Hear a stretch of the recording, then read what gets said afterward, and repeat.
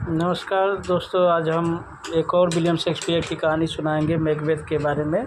जो मैकबेथ एक tragedy story है, जिसमें मैकबेथ जो है सत्ता पाने के लालच में क्या से क्या कर बैठ रहा है। तो ये स्टोरी कहानी जो है स्टार्ट होती है नॉर्वे देश और स्कॉटलैंड देश से। नॉर्वे देश और स्कॉटलैंड देश एक दूसरे पे अटैक यानी हमला कर देते हैं, युद्ध कर बैठते हैं, आपस में लड़ बैठते हैं। तो जिसमें स्कॉटलैंड देश के राजा डंकन रहते हैं, और तो स्कॉटलैंड के राजा डंकन जो है रहते हैं, तो उनका जो कमांडर रहता है वो नॉर्वे देश से मिला रहता है। वो गद्दार रहता है, लेकिन इनके सैनिक बड़े वफादार रहते हैं, जिसमें मैकबेथ हुआ, बैंक्यो हुआ, ये बहुत वफादार सैनिक रहते हैं। तो और बहुत साहसी हिम्मती, लड़ने में तेज़ रहते हैं।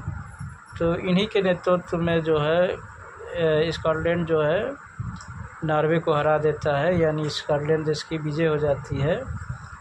तो इस बात की खबर जो है राजा को बाद में चलती है कि नॉर्वे देश का जो कमांडर था, जो मतलब कैप्टन था, स्कॉटलैंड देश का जो कैप्टन था, वो जो है नॉर्वे देश से मिला हुआ था। इस बात की खबर राजा डंकन को बाद में चलती है।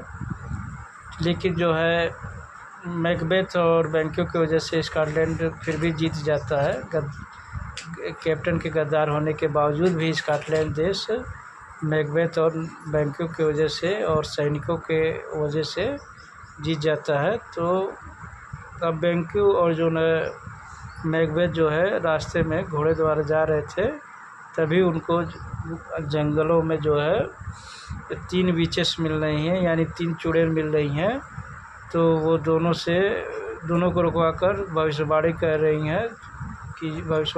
हैं, जिसमें पहला भविष्यवाणी कर रही हैं कि जो है मैकबेथ तुम ही आगे चल के जो है स्कॉटलैंड के कैप्टन बनोगे, यानी तुम्हारा प्रमोशन हो जाएगा।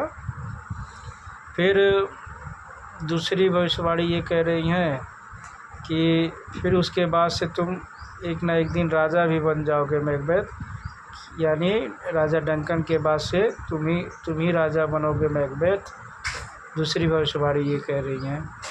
फिर तीसरी भविष्यवाणी ये कह रही हैं कि तुम्हारे बाद मैकबेथ जो है राजा जो है बैंक्यो का पुत्र बनेगा।